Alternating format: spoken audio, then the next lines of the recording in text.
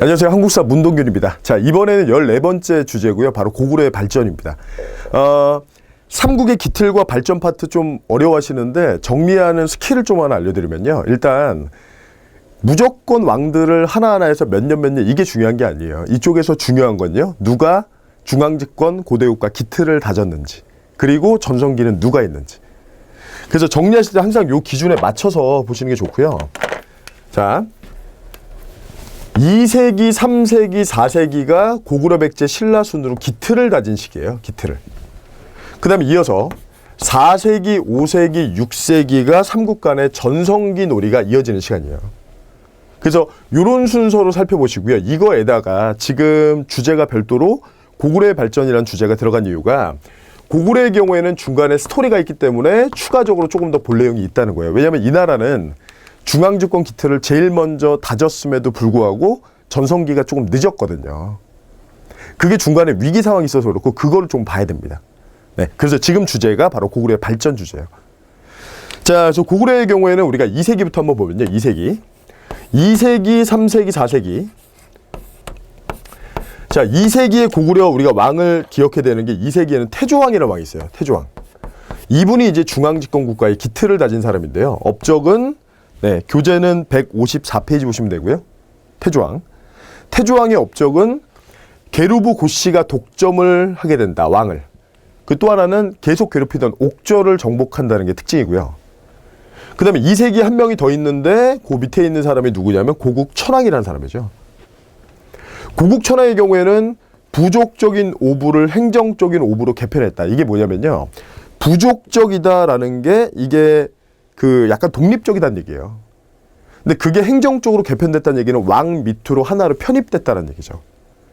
그거에다 또 하나는 부자상속이고요. 그리고 백성들이 어려울 때 도와주는 제도인 진대법이라는 제도, 경제 제도가 하나 있어요. 그래서 2세기에는 태조왕, 그 다음에 고국천왕.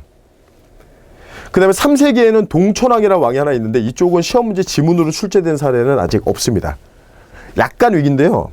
압록강 주변의 서안평을 공격했다가 오히려 위나라 장수 관구검의 침입을 받아서요. 수도가 함락되는 위기예요. 위기. 그래서 동천왕은 3세기라고 해놓으시면 되고요. 그 다음에 4세기에 들어가면은 4세기 초반에 미천왕이 있는데 미천왕은 낭랑을 축출했다. 한사건 축출. 그 다음에 이어서 고국 원왕, 그 다음에 4세기 말에 소수리망. 고국 원왕의 경우에는 의외로 사료가 좀 잘 나오는 이유가요. 4세기 중반쯤 되면 이때는 백제 전성기예요. 우리가 전성기 순서가 백제, 고구려, 신라기 때문에. 그래서 그 당시에 밑에 누가 있냐면요. 백제 쪽에 근초고왕이 있고요. 근초고왕이 요서, 산둥, 일본의 큐슈로 진출했다는 것뿐만 아니라 위로 올라와서 고구려를 공격을 했던 거죠. 그래서 이때 왕이 죽었고요. 사료로도 출제가 잘 됩니다. 사료. 네. 그래서 사료로 출제되면 그게 교재 보시면은 155페이지에 있는데 근초고왕이 겨울에 태자와 함께 정예군 3만을 거느리고 고구려에 침입해서 평양성을 공격했다. 그래서 누굴 죽였냐면 고구려 왕을 죽였다 나오죠. 그래서 본명이 뭐냐면 고국원왕은 사유입니다. 사유. 네, 사료에서 몇 차례 출제가 됐어요. 자, 그 다음에 이어서 이제 소수리망이 있는데 소수리망의 경우에는 태조왕이 기틀이면 소수림은 국가적인 위기 상황이 있었다고요. 고국 원왕 같은 경우에는 근초고왕의 공격으로 죽었잖아요. 그래서 다시 한번 기틀 잡는 게 소수림이고요. 업적은 불교의 수용 및 공인, 그 다음에 유학교육기관 태학의 설립, 그 다음에 율령의 반포, 이렇게 세 가지가 있습니다. 자, 그래서 2세기에서 4세기까지 쭉 보셨고요. 그 다음에 이어서 5세기, 여기가 이제 하이라이트인데요. 5세기는 이제 전성기예요. 그래서 고구려 쪽의 전성기 왕은 자, 광개토 대왕이 전성기 1에 해당되고요. 그 다음에 이어서 장수왕이 전성기 2입니다. 공부하시다 보면 재위기간 그렇게 많이 볼 일이 없는데요. 지금 보시면 광개토는 재위기간이 400년으로 봤을 때 전후로 10년, 후로 10년 정도 돼요. 그래서 이분의 주된 업적은 주로 위로 올라갑니다. 위로. 그래서 광개토의 업적은 주로 위로 올라가서 위로 올라가서 북쪽을 공략하는데 먼저 요동 지역 공략해서 후연, 기타, 비려, 그리고 숙신. 그 다음에 아래로 내려가서는 백제를 굴복시켰다. 하지만 신라의 경우에는 오히려 도와줬는데 이게 바로 400년의 사건이라는 굉장히 중요한 사건이죠. 신라에 침입한 왜구를 격퇴했다는. 그리고 이분의 연호의 경우에는 영락이라는 독자적인 연호를 쓴다라는 게 특징이에요. 이게 광개토의 업적이에요. 자, 그러면 이제 장수왕은 뭐냐? 장수왕은 전성기 2에 해당되는데 장수왕의 경우에는 영역 진출이 순서가 좀 중요해요. 순서가.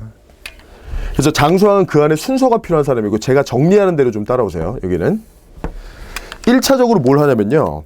아버지가 위쪽으로 신나게 갔기 때문에 더 이상 위로 갈 데가 없어요. 그래서 이분은 평양으로 천도를 한 다음에 그런 다음에 남진 정책을 추진해요. 이게 1번이에요.